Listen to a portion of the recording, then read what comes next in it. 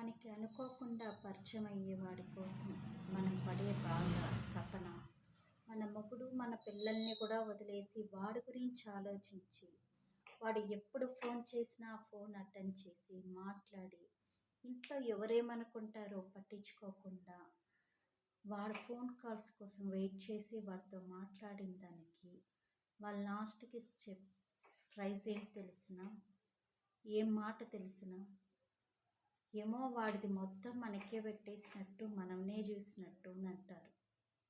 పులిహోర కలిపేస్తున్నావు, ఒక అబ్బకి ఒక అమ్మకు పుడితే వదిలే మమ్మల్ని, వదలలేదంటే పులిహోర కలుపుతున్నావా మాతో, ఒక్కసారి వద్దు చీనన్నాక ఎందుకు ఫోన్ చేస్తావు, ఎందుకు మాట్లాడతావు నాతో, పులిహోర ఎందుకు కలుపుతావు నాతో అనేసి అది అనక్కర్లేదు. ఆ లైన్స్ అన్నీ వచ్చేవి మనకి, ఆ మెసేజ్ ఇన్స్టాగ్రామ్లో నుంచి ఎత్తి మనకి సెండ్ చేస్తేనే చాలు కదా.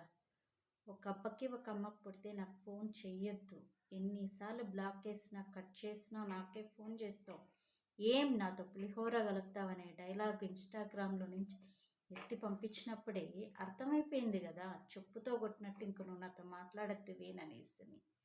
అది డైరెక్ట్గానే చెప్పేయచ్చు కదా, వదిలేస్తాం కదరా యదవనాయాల. ఇది నీకే, ఇది నువ్వు చూస్తావని నాకు తెలుసు, ఇది నీకే, అర్థం చేసుకో సన్నాసి నాయల సచ్చినోడా.